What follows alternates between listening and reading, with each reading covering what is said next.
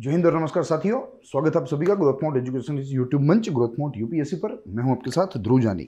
इस मंच पर से जैसे आपको मालूम है विशेष श्रृंखला के तहत हम लोग महत्वपूर्ण कानूनों की चर्चा करते हैं। आज उसका 102वां लेक्चर है, यानी कि it's 102nd lecture of that particular series. और जिस पुस्तिका के ऊपर यह जो सीरीज आधारित है, ठीक है, जिसका फोटो आपके सामने ही यहाँ हमारे सामने वो भौतिक रूप से भी मौजूद है, ठीक है। तो आज ये इसका आखिरी लेक्चर होने जा रहा है। It is the last lecture of this particular book. मगर इस बुक के साथ जो हमें कुछ वैल्यूएडेड मटेरियल मिला है इन सॉफ्ट फॉर्म, उन चीज़ों की चर्चा भी हम लोग आगे कंटिन्यू करेंगे, जिनमें और 4 या 5 लेक्चर्स हमें करने हैं, जिनमें ऐसे बिल्स की बात की गई है।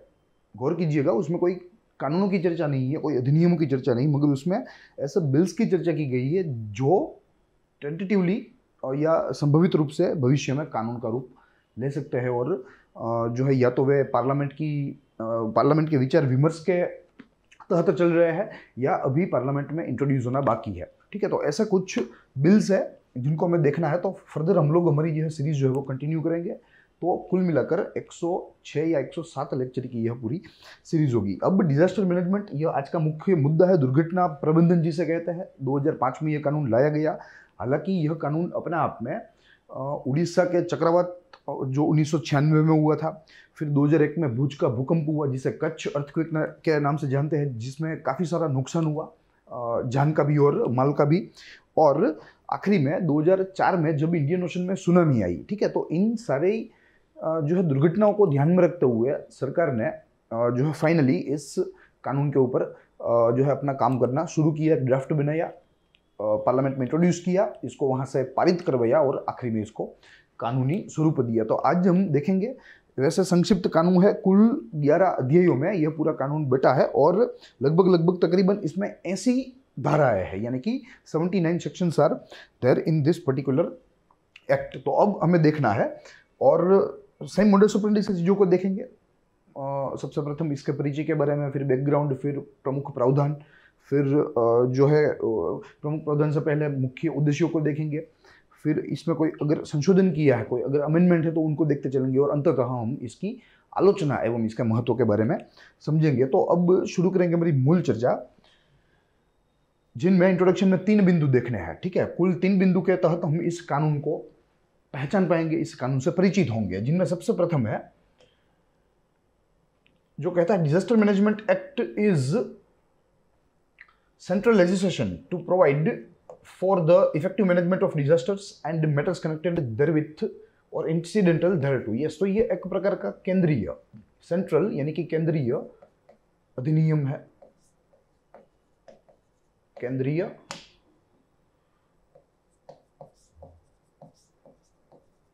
अधिनियम, ठीक है, जो दुर्घटना प्रबंधन के लिए सरकार को विशेष शक्तियां प्रदान करता है। अब यहां समझना है दुर्घटना का अर्थ क्या होता है, दुर्घटना किस प्रकार की होती है। दुर्घटना 2 प्रकार की होती है, यहां मानव सर्जित भी होती है और प्राकृतिक भी होती है, ठीक है। तो दोनों किस्म की दुर्घटनाओं को यहां ध्यान में लेते हुए यह कानून जो है वो कार्य करता है। ये बात की हमें नोंद लेनी है।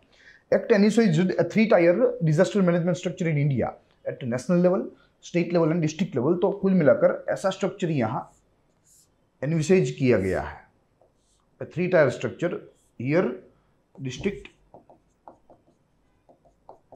फिर यहाँ state and at the apex centre. So this is the 3-tier organization structure which is envisaged by this disaster management act. की दुर्घटना प्रबंधन के लिए जो एक मशीनरी होनी चाहिए, जो एक सरकारी डिपार्टमेंट होगा, वो इस तरीके से हायरार्की में बटा होगा। It will be a 3-tier system. Section 2 of the act defines disaster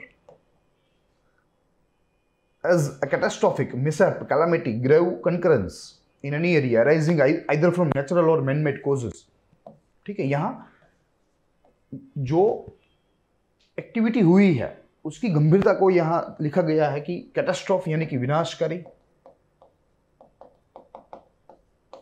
ठीक है, मिशप भयंकर कैलामिटी, ग्रेव अकरेंस, ठीक है, अगर ब्लास्ट हो तो बहुत ही बड़ा ब्लास्ट हो, जैसे हमने कुछ समय पहले देखा था, ठीक है। तो ऐसे में यहाँ किसी भी किस्म का हो, चाहे वो मैन मेड कॉज से हो, चाहे वो नेचुरल कॉज से हो, अगर कोई भी किस्म की दुर्घटना हुई है, कोई भी एक्सीडेंट हुआ है, कोई भी अकस्मात हुआ है जिसमें ग्रेव अकरेंस हुआ हो, तो वो दुर्घटना मानी जाएगी और सरकार अकॉर्डिंगली उसके ऊपर वर्क करेगी इस कानून को साथ में लेकर। फिर आगे देखें तो, or by accident or negligence which result in the substantial loss of life or human suffering or damage to destruction of property or damage to or degradation of the environment and is of such a nature or magnitude as to be beyond coping capacity of the community of the affected area। yes, तो कुल मिलाकर जो हादसा होगा वो बहुत ही बड़ा होगा, चाहे वो मानव सृजित हो, चाहे वो प्राकृतिक हो, और इतना बड़ा होगा कि जो समुदाय है वो उसे झेलने के लिए असक्षम हो जाएगा। इतनी तबाही मचेगी, इतनी एक विनाशकारी परिस्थिति उत्पन्न होगी। तो ऐसी विनाशकारी परिस्थिति को यहाँ डिजास्टर कहा गया है, और उस डिजास्टर को वर्क करने के लिए सरकार को इस कानून ने सत्ता दी है। तो बेसिकली यह सरकार को डिजास्टर के सामने रिस्पॉन्ड करने के लिए एक प्रकार से मैकेनिज्म प्रोवाइड करने वाला कानून है।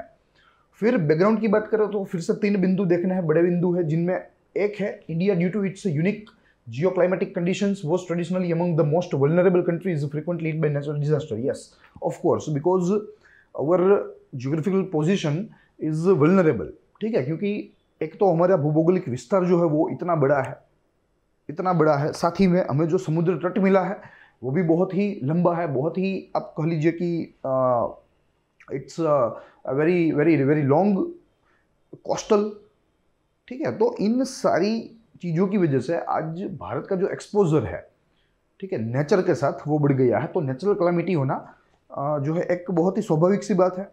साथ ही में आए दिनों ग्लोबल वार्मिंग, क्लाइमेट चेंज जैसा फैक्टर्स जो है वो भी कार्य करता है, वो इस वल्नरेबिलिटी में अपना कंट्रीब्यूशन देते हैं, इस वल्नरेबिलिटी को और ज़्यादा बढ़ाते हैं भारत के लिए और भारत जैसे ऐसे कई देशों के लिए, ठीक है। तो इन सारी चीज़ों की वजह से जो डिजास्टर मैनेजमेंट का जो मैकेनिज्म है देश के लिए, राष्ट्र के लिए, वो बहुत ही महत्वपूर्ण हो जाता है और उसका होना जो है वो ज़रूरी हो जाता है। तो इसलिए यहाँ उन सभी चीज़ों को ध्यान में रखते हुए साथ ही में 3 जो लैंडमार्क डिजास्टर्स है जो भारत में हुए, जिन्होंने जो है कि इस कानून के निर्माण में बहुत ही अहम भूमिका निभाई है, उसमें मैंने आपको बताया कि 1900 के दशक का 1990 के दशक का उड़ीसा का साइक्लोन, फिर बाद में 2001 का भुज का भूकंप और 2004 का भारतीय समुद्र में, नॉट अरबी समुद्र में मगर भारतीय समुद्र में सुनामी, ठीक है। तो इन 3 दुर्घटनाओं ने इस कानून के निर्माण को एक प्रकार से प्रोत्साहन दिया, एक प्रकार से गति दी। फिर दूसरा बिंदु है India's major disaster included cyclone Paradip 1999, 10,000 deaths year, some facts and figures are given which we can not. Tsunami 2004 जिनमें 11,000 मृत्यु हुई थी। फिर प्रॉपर्टी का नुकसान तो अलग, जिनको हमने यहाँ कंसिडर ही नहीं किया है। And Uttarakhand flood, yes, lastly जो केदारनाथ में जो एक फ्लड सिचुएशन क्रिएट हुई थी 2013 में, उसमें लगभग 5,700 से अधिक लोगों की मृत्यु हुई थी एवं 4200 से अधिक विलेजेस अफेक्ट हुए थे, यानी कि यहाँ के हजारों लाखों लोगों को माइग्रेट करना होगा, ठीक है, या किया गया होगा और इस डिजास्टर मैनेजमेंट के द्वारा ही किया गया होगा, ठीक है। Preventive action as a kind of a preventive action. World risk index 2014 represents या reports that India is in the top half of all countries at the risk from natural disaster. Yes, दो यहाँ इस report ने वर्गीकरण की है, जिनमें एक है अफेक्टेड और एक है लेस अफेक्टेड, ठीक है। तो भारत का जो स्थान है वो यहाँ 70% रूप से अफेक्टेड में ही है, क्योंकि जैसे हमने देखा कि भौगोलिक परिस्थिति से लेके काफी सारे ऐसे परिबल है, काफी सारे ऐसे कारक है, जिसे हम लोग कारण भी कह सकते हैं, जो यहाँ भारत के संदर्भ में डिजास्टर्स की शक्यताओं को बढ़ाते हैं या जो है आप कह सकते हो कि उसमें इजाफा करते हैं। So this is all about it's background. इस तरीके से इन सारे डिजास्टर्स को ध्यान में रखते हुए सरकार ने अब एक डिजास्टर मैनेजमेंट मैकेनिज्म के स्थापना का विचार किया या उसकी रचना करने का विचार किया। और ये डिजास्टर मैनेजमेंट क्या करेगा इस कानून के तहत या इस कानून के द्वारा, वो डिजास्टर से होने वाली जो नुकसान है उसे प्रिवेंट करने का प्रयास करेगा, जो नुकसान हुआ है उसे मिटिगेट करने का प्रयास करेगा। ठीक है, जैसे मैंने आपको बताया कि अगर यहाँ 4200 विलेजेस में से लोगों को सुरक्षित रूप से समयबद्ध तरीके से अगर निकाला ना गया होता तो मुझे लगता है कि यहाँ मृत्युआंक जो है वो काफी ज्यादा होता। ठीक है, तो दिस इज द मिटिगेशन। ठीक है, एक तो प्रिवेंशन, एक तो मिटिगेशन। ठीक है, तो ये सारी चीजों को यहाँ करना जरूरी है डिजास्टर मैनेजमेंट में, जिसके लिए कोई मैकेनिज्म भारत में मौजूद नहीं था। It was actually followed up by the respective state, the state which is affected, the affected state के मशीनरी के द्वारा ही, उनके वहाँ जो संसाधन है, जो पब्लिक मशीनरी है, उनके द्वारा ही प्रबंधन किया जाता था। सेंटर से मदद मिलती थी मगर it was in the financial form, not in the form of organisation or human resource. ठीक है, तो इन सारी चीज़ों की वजह से एक ऐसा सेंट्रल अधिनियम होना जरूरी था, एक ऐसा सेंट्रल मैकेनिज्म होना जरूरी था, और उस मैकेनिज्म की स्थापना के लिए अधिनियम होना जरूरी था। तो ये बात रही बैकग्राउंड की। अब इसका ऑब्जेक्टिव देखा, सिंगल लाइन ऑब्जेक्टिव है जो कहता है कि it is to provide the institution for effective management of disaster and to ensure the timely and effective response to a disaster. Yes, effective management में जैसे मैंने आपको बताया प्रिवेंशन। ठीक है, नुकसान हो उसके पहले ही उसको भांप के, नुकसान को भांप के, उसके खतरे को भांप के प्रिवेंट करना, या अगर नुकसान हो गया है तो फिर बाद में मिटिगेट करना। ठीक है, तो इन सिद्धांतों के ऊपर यहाँ यह कानून जो है वो कार्य करता है। अब कुछ प्रमुख प्रावधान देखने हैं, एक के बाद एक सारे प्रावधानों को यहाँ देखना अपने आप में बिनुपयोगी है। तो इसलिए यहाँ जो कुछ महत्वपूर्ण कानून है उनको ही मैं आपके सामने लेकर आने का और उनको ही समझाने का प्रयास करता हूँ। अन्यथा जैसे हमने देखा कि यहाँ 79 के करीब जो है सेक्शंस हम यहाँ देख सकते हैं। तो इंपॉर्टेंट प्रोविजंस में सबसे प्रथम बिंदु है the disaster management act 2005 has been enacted as the central act to deal with the management disaster. Yes, central act which was absent. ठीक है, दुर्घटना प्रबंधन के लिए केंद्रीय अधिनियम कोई था ही नहीं, there was a vacuum over there. तो यहाँ ये इस कानून से एक यह व्यवस्था की स्थापना हुई। This act envisaged a three-tier disaster management structure in India at national, states and district level, जो हमने देख लिया with the help of this pyramid. फिर under the act the National Disaster Management Authority NDMA, the State Disaster Management Authority SDMA and the National Executive Committee NEC and the NDRF Response Force, National Institute of Disaster Management and Disaster Related Funds were established. Yes, तो कुल मिलाकर यह पूरा mechanism जो है वो यहाँ स्थापा गया इस कानून से। ठीक है, स्टेट लेवल पर डिजास्टर मैनेजमेंट अथॉरिटी की स्थापना की गई, प्राधिकरण जिसे राष्ट्रीय दुर्घटना प्रबंधन प्राधिकरण कहते हैं। फिर राज्य स्तर पर भी राज्य दुर्घटना प्रबंधन प्राधिकरण की स्थापना की गई। फिर एनडीआरएफ फोर्स की स्थापना की गई, इनके ट्रेंड, स्पेशली ट्रेंड मात्र man made and natural disasters में कार्य करने के लिए सुसज्ज और आप कह सकते हो कि तालीमबद्ध, ठीक है, वेल ट्रेंड की एक फौज जो है वो तैयार की गई। फिर नेशनल एग्जीक्यूटिव कमेटी, ठीक है, एक ऐसी एग्जीक्यूटिव कमेटी बनाई गई जिनके तहत प्रबंधन का जो कार्य है उसका इम्प्लीमेंटेशन, उसका अमलीकरण जो है, उसका अनुपालन जो है वो किया जा सके। देन आफ्टर एनडीआरएफ जो हमने देखा, फिर national institute of disaster management, ठीक है, एकेडमिक के लिए यहाँ इंस्टीट्यूट की स्थापना कर दी। और अंततः यह सारी चीज़ों का कार्यान्वयन करने के लिए जो धनराशि चाहिए, जो फंड्स चाहिए, उनका भी आवंटन किया गया, उनका भी एलोकेशन यहाँ बखूबी किया गया। ठीक है, तो आज अगर देखें तो एनडीआरएफ जो है वो बहुत ही अच्छा कार्य कर रही है। ठीक है, इनफैक्ट एनडीएमए अथॉरिटी कार्य कर रही है, फोर्स तो जो है वो अथॉरिटी के डायरेक्शन के ऊपर कार्य करती है, मगर कुल मिलाकर उनका जो कार्य है वो अच्छा है। इनमें दो जो है आप कह सकते हो कि इसके कारण है, जिनमें एक कारण है आज की साइंस एंड टेक्नोलॉजी। पहले तो हम लोग दुर्घटना को जो है सिवाय के अर्थक्वेक, हम लोग लगभग सारी दुर्घटनाओं का स्पेकुलेशन कर सकते हैं, उसको देख सकते हैं आने से पहले। तो यहाँ ये एनडीआरएफ को ये एक जो है बड़ा फायदा मिलता है। और दूसरा, वे वेल ट्रेंड है एंड वेल इक्विप्ड है, तो ये एक दूसरा फायदा है। तो यहाँ इस मैकेनिज्म से हमें फायदा जरूर हो रहा है। फिर उसके बाद देखें तो the act calls for the establishment of NDMA with the prime minister of India as the chairperson. Yes, prime minister of the India as the chairperson, ex officio. यहाँ जो भी प्राइम मिनिस्टर होगा वो एनडीएमए का chairperson बन जाएगा, chairman बन जाएगा, जो भी प्राइम मिनिस्टर होगा वो। फिलहाल नरेंद्र मोदी जी है, तो वे इनके जो है एनडीएमए यानी कि नेशनल डिजास्टर मैनेजमेंट अथॉरिटी के चेयरमैन होंगे। The NDMA may have no more than 9 members, including vice chairman या वाइस पर्सन. यस, तो कुल मिलाकर 10 लोगों से अधिक का NDMA नहीं हो सकता. अथॉरिटी में 10 लोगों से अधिक बैठकें नहीं है. ठीक है, 10 में से एक इसके चेयरमैन है और एक है वाइस चेयरमैन. फिर the NDMA, which was initially established on 30th May 2005 by executive order, was constituted under section 3 subclause 1 of the Disaster Management Act on 27th of September 2006. yes, तो इसको एक एग्जीक्यूटिव ऑर्डर के द्वारा notify किया गया था, फिर बाद में इसकी स्थापना जो है वो की गई. The NDMA is responsible for laying down the policy, यानी कि नीति निर्माण के लिए. नीति निर्माण, दुर्घटनाओं का सामना कैसे किया जाए, कैसे कम से कम नुकसान किया जाए मनुष्यों की जान और उसकी प्रॉपर्टी यानी कि उसके माल का.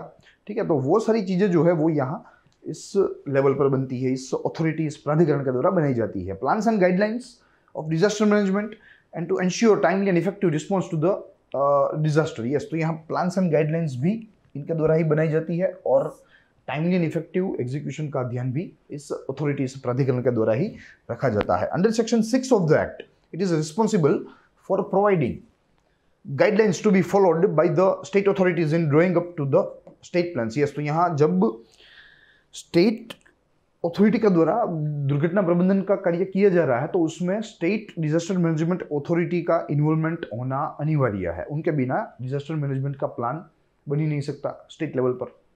ठीक है, तो यहाँ कुल मिलाकर उनके रोल को, यानी कि यह जो अथॉरिटीज़ है डिजास्टर मैनेजमेंट की, चाहे वो सेंट्रल लेवल की हो चाहे वो अलग अलग स्टेट्स की हो, उनको एक प्रकार से एक रोल दिया गया है, एक सिग्निफिकेंट रोल उनको मिला है, ऐसा हम लोग यहाँ कंक्लूड कर सकते हैं.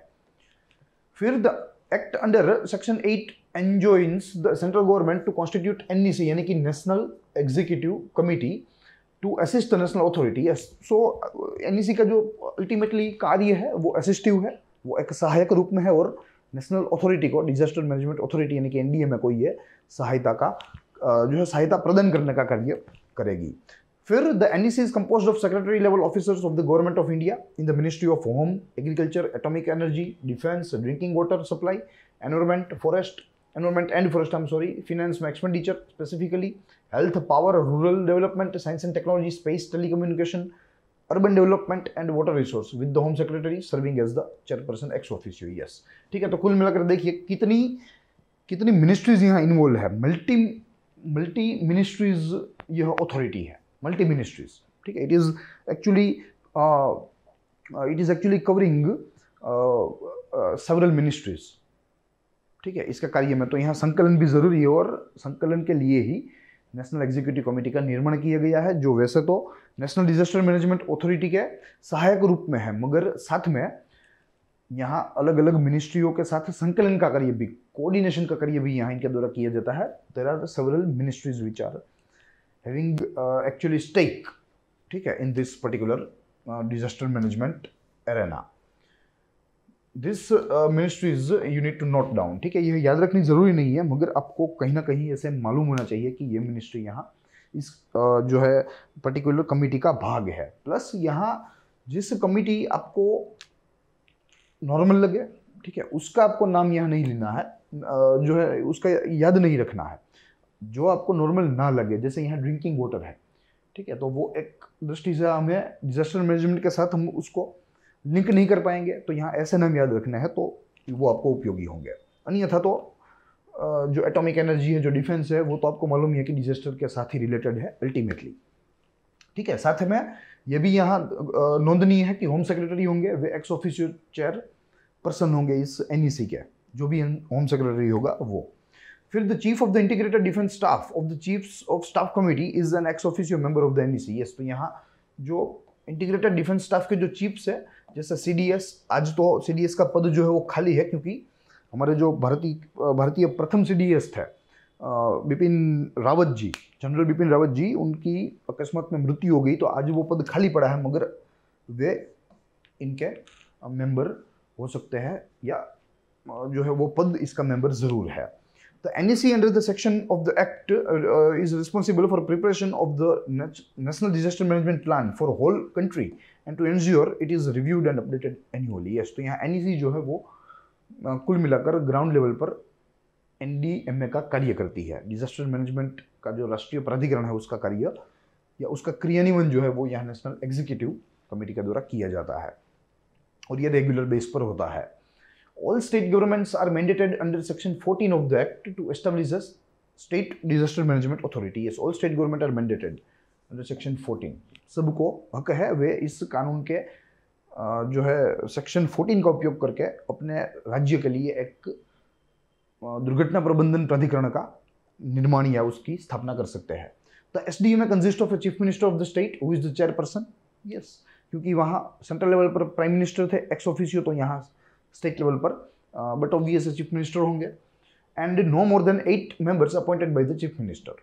The state executive committee is responsible which is dealt in section 22 for drawing up the state disaster management plan and implementing the national plan. Yes, तो सेम जो है पूरी सिस्टम सेम हायरार्की यहाँ राज्य में लाकर रख देनी है। जो हमने सेंटर में देखा वही सेंटर में हमने देखा एक अथॉरिटी है एनडीएम में जिनके एक्स ऑफिशियो चेयरपर्सन होंगे प्राइम मिनिस्टर और उसकी जो सहायक होगी वो होगी नेशनल एग्जीक्यूटिव कमेटी। अब स्टेट लेवल पर सेम एसडीएम में एनडीएम की जगह स्टेट डिजास्टर मैनेजमेंट कमेटी, यहाँ प्राइम मिनिस्टर है, एक्स ऑफिशियो हेड यहाँ चीफ मिनिस्टर है और अंततः जो स्टेट एग्जीक्यूटिव कमेटी है वो रिस्पॉन्सिबल है, वो सहायक है स्टेट डिजास्टर मैनेजमेंट अथॉरिटी का एसडीएम है। ठीक है, तो सिंपल है जो हायरार्की जो पूरी सिस्टम जो तंत्र हमने केंद्र में देखा वही तंत्र हमें यहाँ राज्य में लाकर देखना है। The SDMA is mandated under section 28 to ensure that all the departments of the state prepare disaster management plans as prescribed by the national and the state authorities. Yes, तो यहाँ SDMA जो है वो यह देखने का कार्य करती है कि अलग अलग डिपार्टमेंट्स के द्वारा जो रूपरेखा तैयार होती है, जो प्लान तैयार होते हैं, क्या वे कंसिस्टेंसी में है नेशनल और स्टेट के जो है डिजास्टर मैनेजमेंट रूल्स के साथ, गाइडलाइंस के साथ या नहीं। ठीक है, तो ये देखने का कार्य भी यहाँ SDMA में निहित है। The chairperson of district disaster management authority which is DDMA will be the collector of or district magistrate or deputy commissioner of the district whoever may be in charge। ठीक है, 3 हमने देखे जिनमें स्टेट और national level पर जो chairman होंगे और डिजास्टर मैनेजमेंट अथॉरिटी के वे इलेक्टेड होंगे। देखिए आप, प्रधानमंत्री और chief minister both are elected और जो डिस्ट्रिक्ट मैनेजमेंट अथॉरिटी का चेयरपर्सन होगा वो एक ब्यूरोक्रेट होगा, वो एक अफसर होगा। He is not elected, he is appointed. ठीक है, तो ये यहाँ डिफरेंस हमें देखना है। डीडीएमए में कलेक्टर जो है वो एक्स ऑफिशियो या डिस्ट्रिक्ट मजिस्ट्रेट कह लीजिए या डेप्यूटी कमिश्नर कह लीजिए, हुएवर मे बी इंचार्ज, इसके अध्यक्ष होंगे। The elected representative of the area is a member of DDMA as an ex officio co chairperson. Yes, तो वहाँ का जो एक चयनित व्यक्ति होगा वो भी इसका एक्स ऑफिशियो मेंबर होगा। उस प्रदेश का जो स्थानिक जो है प्रतिनिधि है वो भी इसका सदस्य होगा। सेक्शन 25 ये कहता है, और वो एक संयुक्त अध्यक्ष होगा। ठीक है, सभ्य तो होगा ही होगा मगर एक संयुक्त अध्यक्ष की भूमिका में वो रहेगा। ठीक है, तो कुल मिलाकर दोनों पक्ष साथ में मिलकर कार्य कर सकेंगे।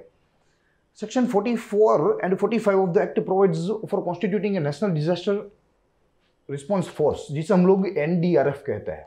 ठीक है, और आजकल एनडीआरएफ जो है वो इस मीडिया और सोशल मीडिया के ज़माने में काफ़ी सारी चर्चा में रहती है। कहीं पर भी डिजास्टर होता है, डिजास्टर पहले भी होते थे, एनडीआरएफ तभी थी, मगर आज सोशल मीडिया है और मीडिया कवरेज भी बढ़ गई है, स्मार्टफोन इंटरनेट पेनिट्रेशन बढ़ गया है। तो ऐसे में एनडीआरएफ जो है वो लगभग सभी दुर्घटनाओं में उनकी भूमिका रहती है और ये सभी दुर्घटनाएं मीडिया के द्वारा कवर होती है। तो काफ़ी सारी बार समाचार पत्रों में या अन्य माध्यमों में हमने देखा है, तो हम इससे परिचित है। For the purpose of the specialist response to a threatening disaster situation or disaster under a director general to be appointed by the central government। yes, तो इस फोर्स का एक डायरेक्टर जनरल होगा जो इस फोर्स को लीड करेगा, जो सेंट्रल गवर्नमेंट के द्वारा, केंद्र सरकार के द्वारा उसका चयन किया जाएगा। Recently in September 2014, Kashmir floods, NDRF along with the armed forces played a vital role in rescuing locals and tourists, for which NDRF was awarded by the government of India। yes, तो यहाँ एक हमारे पास ताज़ा example है 2014 का। कश्मीर में जब बाढ़ आई तब आर्म्ड फोर्सेस के साथ यह जो स्पेशलाइज्ड एंड स्पेशली इक्विप्ड जो यहाँ डिजास्टर के सामने ही लड़ने के लिए जो हमारी फौज है, उन्होंने बहुत ही बड़ा अभिनय किया और उसके लिए केंद्र सरकार ने जो है उनको धन्यवाद भी दिया था। तो ये सारी चीज़ें, ये इनका रोल है। Section 42 of the act calls for establishing a national institute for disaster management which will deal academia of the entire disaster management. फिर section 46 to 50 mandate funds for disaster mitigation at various levels. तो यहाँ fund की बात है, fund allocation की, जो इनको होता है, जिससे इनकी क्रिया होती है, इनका प्लानिंग होता है। The act provides for civil and criminal liabilities for those who violate the provision of the act. Yes, तो यहाँ ये दुर्घटना का जो है विषय है, गंभीर विषय है, तो इसलिए यहाँ सिविल एवं क्रिमिनल लायबिलिटीज भी यहाँ तय होती है अगर कोई भी व्यक्ति इस कानून के प्रावधानों के साथ छेड़छाड़ करे, इन कानूनों के प्रावधानों का उल्लंघन करे तो, because it is the emergency situation after all, क्योंकि डिजास्टर की जो सिचुएशन होती है वो इमरजेंसी सिचुएशन होती है। तो ऐसे में अगर कोई व्यक्ति वायोलेट करे, कोई व्यक्ति सरकार को या प्राधिकरण को अपना कार्य करने से रोके, तो ऐसे में क्रिमिनल लायबिलिटीज भी सेट हो सकती है। सभी प्रावधान यहाँ इस कानून में किया गया है। तो अल्टीमेटली यह कानून डिजास्टर मैनेजमेंट करने के लिए सरकार को पर्याप्त मात्रा में सत्ताएं भी देता है, पर्याप्त मात्रा में जिम्मेदारी भी देता है। अब आगे देखना है amendments. 2 bill in total introduced for amendment of this act which were in 2016 and 18, but both are not important, so इसलिए हमने यहाँ इसके ऊपर कोई चर्चा नहीं की है। कोई जो है माइनर जो है फेरफार किए गए, कोई ऐसा फेरफार उसमें हमने देखा नहीं है। अब जो क्रिटिसिज्म है इस कानून के बारे में एवं इसकी महत्वता है, वो हमें देखना है। महत्व यहाँ एक ही बिंदु में है, मगर क्रिटिसिज्म काफ़ी सारी है, जो हम लोग एक के बाद एक देखते चलेंगे, समझेंगे। प्रथम बिंदु कहता है disaster management act 2005 fail to foresee calamities और disaster like corona virus pandemic. Yes, सबसे प्रथम पैंडेमिक जो है उसको भाप नहीं पाया डिजास्टर मैनेजमेंट या डिजास्टर मैनेजमेंट एक्ट या हमारा प्राधिकरण, ठीक है, और अकॉर्डिंगली हम लोग तैयारी नहीं कर पाए। We were not able to prepare accordingly. तो यहाँ ये इसका सबसे प्रथम आलोचना है क्या, या आलोचनात्मक बिंदु है। दूसरा, एक्ट हैड नो प्रोविजंस और step to be taken in times of the crisis like COVID. Yes, सारी चीज़ों का इंक्लूजन यहाँ किया था, चाहे वो प्राकृतिक दुर्घटना हो, चाहे वो मानव सृजित हो, ग्रेव ऑकरेंस, काफ़ी सारे शब्दों का प्रयत्न जो है प्रयोग यहाँ हुआ था इस कानून में, मगर हम पैंडेमिक जैसे डिजास्टर्स को कंसिडर करना ही भूल गए थे। ठीक है, जब हमने यह कानून बनाया, जब हमने इस कानून के प्रावधानों को जो है लागू किया, तो यहाँ ये इसका एक दूसरा आलोचना का बिंदु है। जब पैंडेमिक आ गया तो हमारे पास डिजास्टर मैनेजमेंट में पैंडेमिक को कैसे डील करें उसके लिए कोई प्रावधान ही नहीं था, कोई तैयारी ही नहीं थी, कोई मैकेनिज्म, कोई मशीनरी नहीं थी। ये इनफैक्ट आज भी नहीं है, तो ये बात यहाँ गौर करनी है। तीसरा, clueless government had to resort steps like country wide lockdown which resulted in major humanitarian crisis as well. Yes, और ऐसे में हुआ यूं कि मशीनरी की गैरहाजिरी में सरकार जो है वो अपने आप में क्लूलेस हो गई, हेल्पलेस हो गई, उसको कुछ सूझ नहीं रहा था। जब पेंडेमिक जो था which was on the onset, जो भारत में आने ही वाला था, शुरू ही होने वाला था, तो इसीलिए यहाँ सरकार ने घबरा कर नेशनल कंट्री वाइड लॉकडाउन जैसे उतावले निर्णय ले लिए, जिससे ह्यूमैनिटेरियन क्राइसिस यानी कि जो एक प्रकार का जो संघर्ष है, जिनमें मनुष्यों को तकलीफ हुई हो या उनके साथ अन्याय हुआ हो, ऐसी परिस्थिति यहाँ भारत में उत्पन्न हो गई थी। उसका एग्जाम्पल है माइग्रेटेड लेबरर्स, ठीक है, जो पूरे भारत भर में फैले हुए हैं। यह एक ट्रांस स्टेट नेटवर्क है।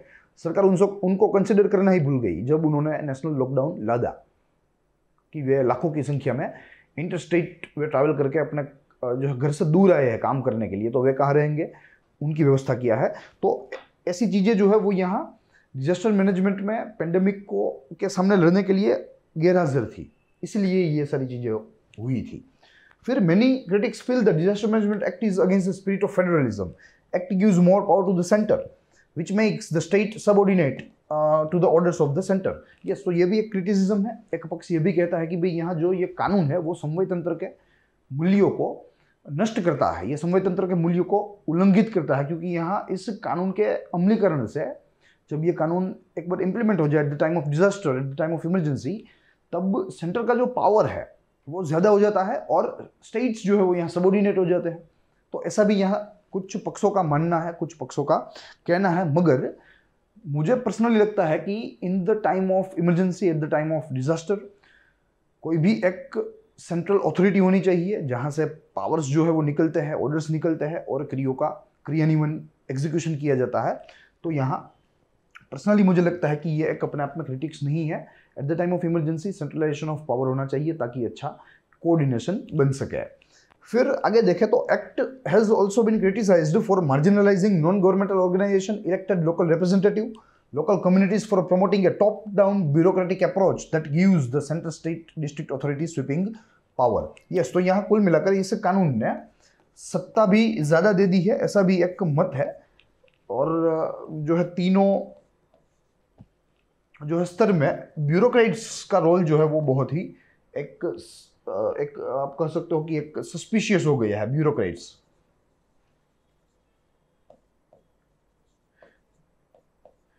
ब्यूरोक्रेट्स का रोल जो है वो यहाँ एक क्वेश्चन मार्क है, तो ये एक दूसरी आलोचना है। And lastly also implementation of the act has also been slow and slack. तो यहाँ इम्प्लीमेंटेशन और ये क्रिटिक जो है वो लगभग भारत के सभी अधिनियमों में होती है, क्योंकि यहाँ भारत में कानून तो अच्छे होते हैं, उनमें प्रावधान भी अच्छे होते हैं, कानून का उद्देश्य भी अच्छा होता है, मगर इम्प्लीमेंटेशन जो है वो यहाँ इफेक्टिवली नहीं हो पाता, इसीलिए जो एक्सपेक्टेड आउटकम्स है वो नहीं मिल पाते।